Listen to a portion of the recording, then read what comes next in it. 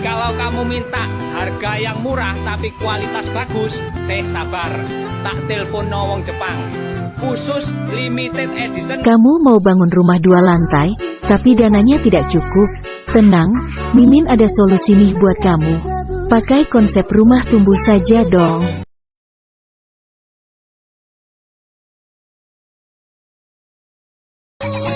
Dalam perancangan struktur akan dipersiapkan untuk 2 lantai. Namun dalam tahap pembangunan yang dibangun 1 lantai saja. Lantai 2 dapat dilanjutkan pembangunannya ketika dana sudah ada. Sembari menunggu dana, rumah dapat ditempati. Bagaimana, tertarik dengan konsep rumah tumbuh?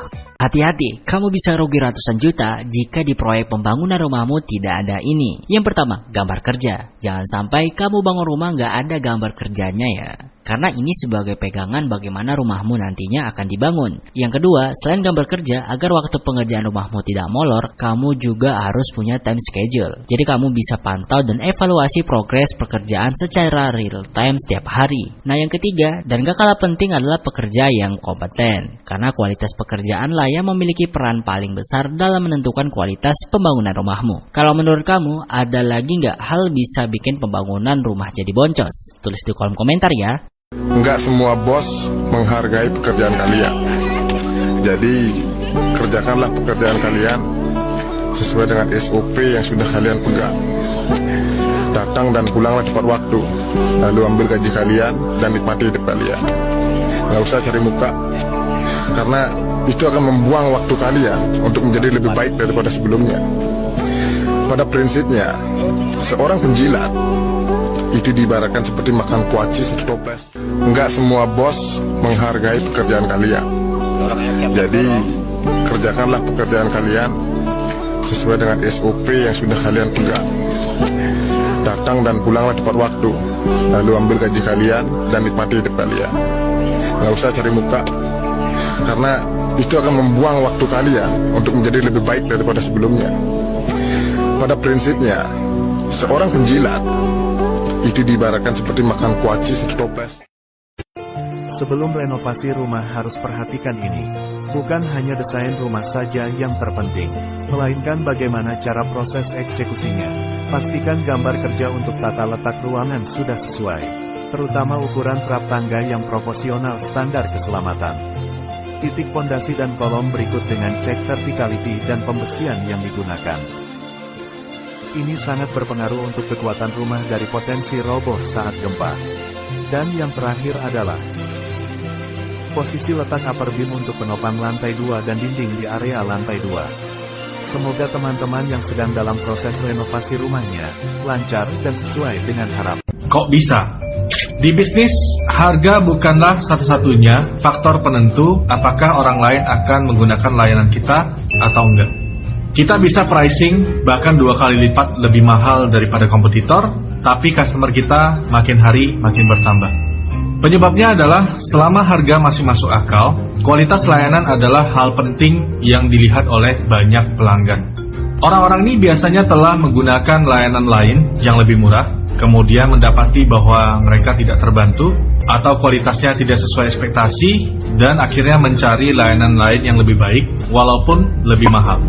Ketika hidup mereka lebih dimudahkan menggunakan layanan kita, harga kita jadi make sense. Wallahi jamaah, sebagian kita sibuk memikirkan rumah, beli tanah untuk memperluas rumah, meninggikan bangunan rumah, tapi dia tidak pernah berpikir apakah dia punya rumah di surga Allah Azza wa Jalla. Sebaik apapun rumah yang dia bangun, sekokoh apapun, di tanah yang mahal dia bangun dan strategis, tetap itu akan hancur dan tidak akan tersisa sedikit pun dari bangunan rumah. Masjid itu rumah Allah. Masjid itu rumahnya orang yang bertakwa. Orang kalau punya masalah seharusnya tidurnya di mana? Di hotel apa di masjid? Di masjid. Tapi di masjid ditulis nggak boleh tidur di masjid. Ada yang lebih sangar jemaah. Dilarang rebahan. Rebahan dilarang di masjid. Karena biasanya kalau pengurus masjid, Mas, nggak boleh tidur Mas. Enggak, saya nggak tidur. Saya hanya rebahan. Akhirnya ditulis dilarang rebahan. Ya, ini pemahaman yang perlu diluruskan. Mungkin juga masjid ini melakukan itu dikarenakan ada kriminal di dalam masjid. Ada pencurian. Ya, berusahalah untuk menghalangi terjadi kriminal tanpa berbuat zalim kepada jemaah yang sholat. Kenapa? Gara-gara satu pencuri akhirnya masjidnya ditutup. Ada 10, 20, ratusan orang yang ingin beribadah kau tutup. Ana pernah datang, subhanallah jamaah, ke masjid. Ana telat sholat isya itu. Datang ke masjid sama anak-anak. Ana parkir mobil, ana datang. Itu orang sudah menutup pintu gerbangnya. Ana mau, Pak, saya izin mau sholat. Oh, kamu sudah telat. Gak bisa, sudah. Allahu Akbar jamaah. Kayak dia aja yang punya rumah Allah itu jemaah. Ana sakit hati waktu itu. Tapi ada apa sakit hati, nggak ada gunanya. Cari masjid yang lainnya. Kemudian jemaah, bagi pengurus masjid, ketika memang ada pencurian, umpamanya mic hilang, apa sound system hilang, berusahalah untuk bikin kerangkeng.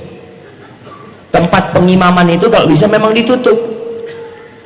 Sehingga bagian mic atau macam-macam di sana kotak amal tertutup, dikunci, selesai. Nggak ada yang bisa masuk. Luar masjid masih bisa. Orang yang nyumbang masjid itu ingin dapat pahala yang besar.